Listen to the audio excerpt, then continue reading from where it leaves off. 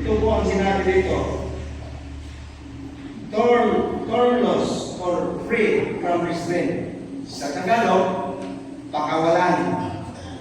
So sa 10 days of prayer natin, pakawalan natin yung ating mga pag-alinlangan. Dalhin natin ito sa paanan ni Kristo Jesus para tayo ay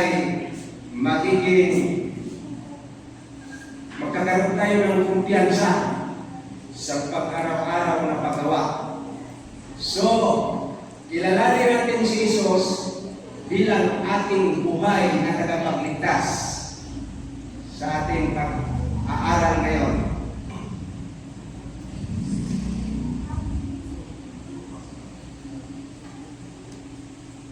Ito po ang introduction. Sabi nito, isipin ng isang bata na natatakot sa dilim at umiyak dahil akala niya ay iniwan siya ng kanyang ama.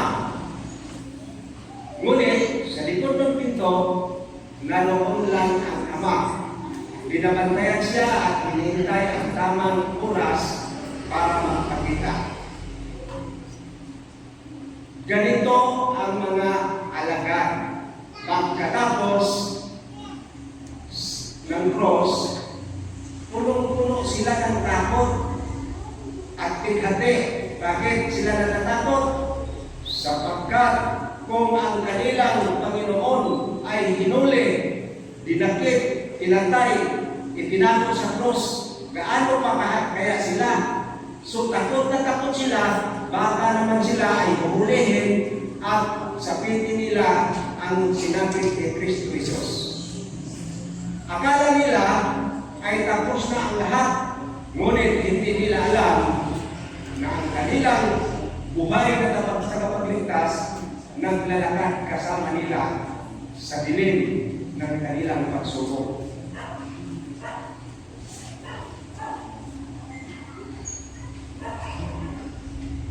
Sa ating susing talata, ito ay mababasa sa Gawa, Kapitulo 1, versikulo 1 hanggang sa versikulo 3. Sabi nito, by the way, itong aklat ng Gawa, sinulat po ito ni Dr. Lucas. Ang kanyang sinulatan ay si Theophilus. Sabi niya kay Theophilus, sa unang aklat ay sinulat ko ang tungkol sa lahat na ginawa at itinuro ni Jesus mula sa simula hanggang sa araw na iakyat siya sa langit, pagkatapos na makapagbigay ng mga tagubilin sa pamamagitan ng Espiritu Santo sa mga apostol na kanyang hinirang. Pagkatapos na siya ay magdusa, ay nabuhay siyang nagpakita sa kanila sa pamamagitan ng maraming mga katunayan. Nagpakita siya sa kanila sa loob ng 40 araw at nagsalita ng mga bagay tungkol sa kaharian ng Diyos. Take note, si Kristo Jesus, nung siya ay nabuhay, hindi siya kaagad umakyat sa langit. Nanatili pa siya ng 40 araw. Ang purpose nito ay upang ipaliwanag ni Kristo Jesus sa kanyang mga alagad ang lahat ng mga nakasulat sa mga aklat ni Moses at sa lahat ng aklat ng mga propeta, na ang mga nakasulat doon na patungkol sa kanya ay natupad na. So, bukod pa doon ay tinuruan ni Kristo Jesus ang kanyang mga alagad kung paano gumawa. Kailangan sila ay sasaksi na itong si Kristo Jesus na itinako sa cross ay muling nabuhay. Ang isasaksi ng mga alagad ay kailangan sabihin sa mga tao na ang kamatayan ni Kristo Jesus ay may malaking purpose, na ito ay walang iba kundi tubusin ang mga taong makasalanan sa daigdig na ito. Siya ang tagapamagitan. So, meron Ito pong apat na punto ang idinidiin sa ating pag-aaral ngayon. Ang unang punto ay pagtitiyak ng kanyang pagkabuhay. Bakit kailangan tiyakin ang pagkabuhay ni Kristo Jesus? Para po ang lahat na mananampalataya ay magkaroon sila ng kumpiyansa, paniniwala na hindi sayang ang kanilang paglagak ng kanilang puso at pananampalataya sa Kanya dahil si Jesus ay buhay na buhay. Hindi iniwan ni Jesus ang kanyang mga anak sa pag-alinlangan. Nagbigay siya ng maraming katibayan. Kung atin makikita sa Lucas Kapitulo 24, mayroong dalawang katao na naglalakad papunta sa Emmaus.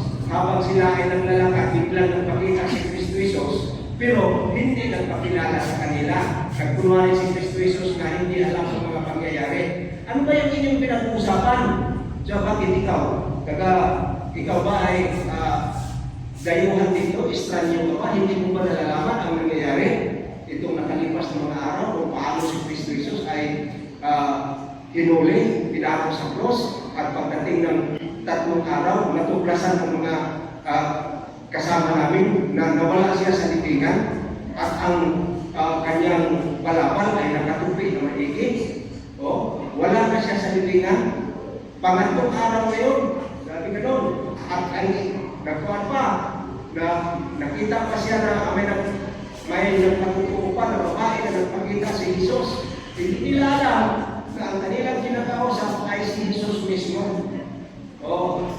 So, habang pinabayaan ni Kristo Jesus, pagdating ng hapon, pagkunwari si Kristo Jesus na siya ay pupunta noon sa malayong lugar, pero dinidilan siya ng dalawang katao na yun, at sabi, gabi na, dito ka na ng magbukas, dito ka na sumama sa amin, magpalipas ng gabi. Pagdating ng oras na pagkain na, kanyang kasama siya sa lamisa, pinagputol-putol niya ang tinapay, tapos binasbasan. Pagkatapos ito, biglang nawala sa kanila. Doon nila nalalaman na si Kristo pala yun. So yun ang mga patunay, mga katibayan na si Kristo Jesus na ay nabuhay. Sa talata ng Lucas Kapitulo 24, versikulo 36 hanggang sa 43, biglang dumating si Kristo Jesus na habang sama-sama ang 11 apostol, biglang tumayo si Kristo Jesus sa kalagitnaan nila. Natakot sila, mga minamahal na kapatid. Ang akala nila na si Kristo Jesus ay multo. Pero sabi ni Kristo Jesus, tingnan niyo, ang aking kamay. May mga butas, aking tagiliran. Tingnan niyo po, may laman at may buto. Alam niyo, ang multo, ang espiritu ay walang laman at walang buto. Tingnan niyo po. So, pinapakita ni Kristo Jesus para tumatag ang kanilang pananampalataya, para sila ay magpatuloy sa kanilang paniniwala, at ginawa ito ni Kristo Jesus dahil mayroong mission na ipapataw o iutos si Kristo Jesus para sa kanila. Sa loob ng 4 araw, sabi niya, si Kristo sa lupa, inihanda ang mga alagad para sa gawaing nasa harap nila. Ipinakita niya na sa bawat detalye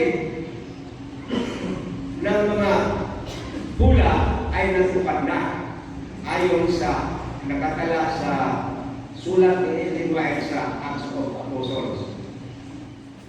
Ang pangalawang punto na nais iparating ni Kristo Jesus, hindi lamang sa kanyang mga alagad o unang araw, kundi lalo na sa atin na hinagnan itong huling kapanahunan, ay sabi nito, pagbubukas niya ng ating unawa. Ang buhay na tagapagligtas ang siya nagpapaliwanag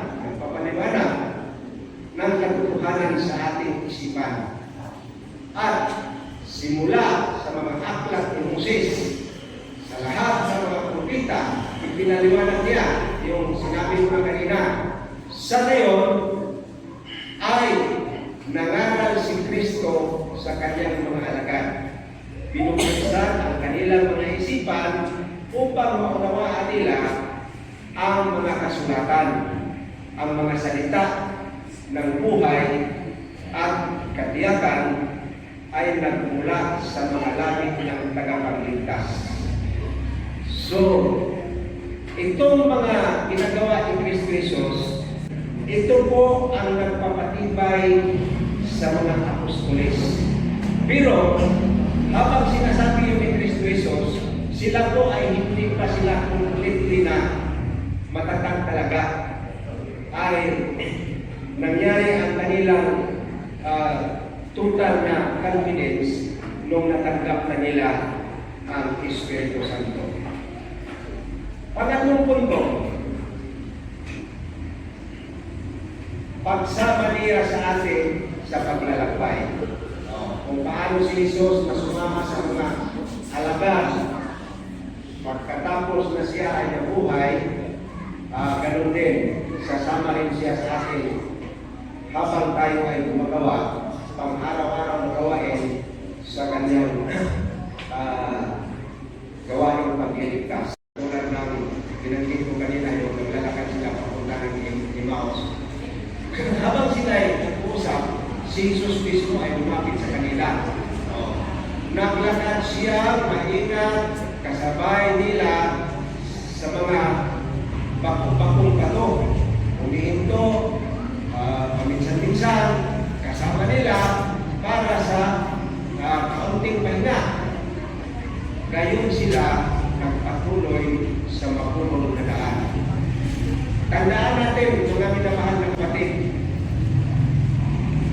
bago umakyat si Kristo Jesus, matapos atasan niya ang kanyang mga alagad, na umayag kayo, gawin ninyong alagad ang lahat ng bansa, na sila ay inyong bautismuhan sa ngalan ng Ama, ng Anak at ng Espiritu Santo.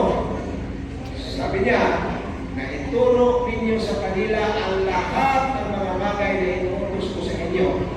Sabi ni Jesus, at ako'y kasama ninyo palagi hanggang sa katapusan ng mga kapanahon. Ang buhay nila, matapos na si Kristo Jesus ay umakyat sa langit, hindi nagtatagal, sila, karamihan sa kanila, ay hanggang sa 70 years ini nangamatay na si Apostol Pablo, pinutulan ng ulo noong AD 70. Ang pinakamatagal na namatay ay si Apostol Juan. Pero mga minamahal na kapatid, itong mga alagad na gumagawa ng gawain ni Kristo Jesus, kanilang natitiyak na sila ay hindi pinababayaan. Kaya ang tapang ni Apostol Pedro, nung siya ay ipapako na sa cross, sabi ni Apostol Pedro, huwag ninyo akong ipako na katulad kay Jesus na nakatayo, nakatipa. Ipako ninyo ako sa cross na nakatiwalik. Ganon katapang, ganon ang kumpiyansa niya ang nakamta ni Apostol Pablo ng kumpiyansa na kahit siya ay mamamatay, katulad ni Kristo Jesus ay nabubuhay pa rin o mabubuhay. Ang pang-apat na punto ay ang pagkatalaga niya sa atin. Ang pagkakilala kay Jesus bilang buhay na tagapagligtas ay nagbibigay sa atin ng layunin at kapangyarihan upang magpapatuo. So, ikaw at ako, tayo ay tumanggap sa katotohanan. Tayo ay naniniwala na si Kristo Jesus ay natutuon ngayon sa langit. Buhay na buhay.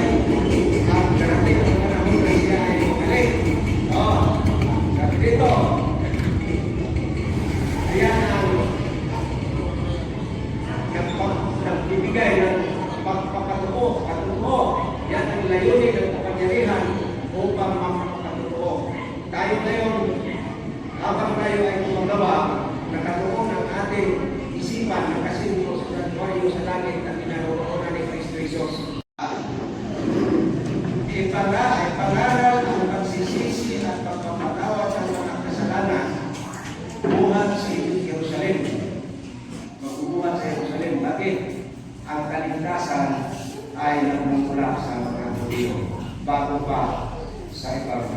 lugar.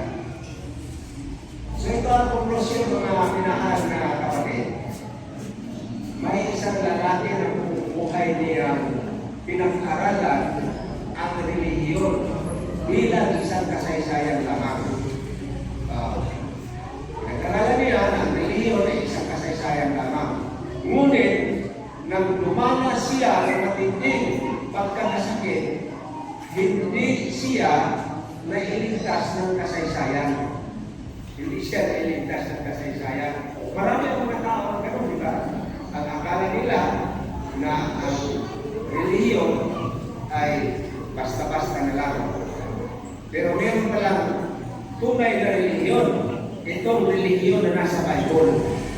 Hindi yung relihiyon na pupunta ang isang tao sa Security and Exchange Commission, nagpa-register doon, ano man ang naisip niyang pangalan ng kanyang religion, gamit ang Biblia na pili lamang. Pero ang tunay na relihiyon ay ang relihiyon na nasa Biblia. Walang pili-pili. Kahit hindi tatanggapin ng tao, basta sasabihin ang katunayan, katotohanan. So, itong tao na ito, hindi siya nailigtas ng kanyang relihiyon kasi iniisip niya na kasaysayan lamang. Nailigtas lamang siya nang simula niyang kausapin si Jesus bilang isang buhay na kaibigan na naroon sa tabi ng kanyang higaan. So, isang tabi, nagtip sa akin ang taga-timbaw na pupunta dito every Saturday. So ito po ang ating panawagan ngayon. Sino sa inyo ngayon, sa oras na ito, ang nakadama ng pangangailangan na muling italaga ang kanyang puso sa buhay na tagapagligtas? Sino sa inyo, taas ang kamay, na nakadama na muling italaga ang kanyang sarili sa kay Kristo Jesus? So, sabi dito, inaanyayahan mo ang lahat gusto muling italaga ang kanilang puso kay Jesus bilang buhay na tagapagligtas. Kung saan man kayo naroon, kayo po ay lumuhod at kayo ay manalangin ng maiksing panalangin ng pagpatalaga ng inyong sarili para sa Panginoon. Umpisahan po natin. Ano po ang halaga para sa iyo? Si Kristo Jesus. Nalalaman mo na buhay. Ingat. Sa Pilipina, mga minamahal na kapatid, ang Espiritu Santo lang ang tanging magbibigay sa atin ng ligaya at tagumpay. So, ito po ang mga suggestive na mga panalangin.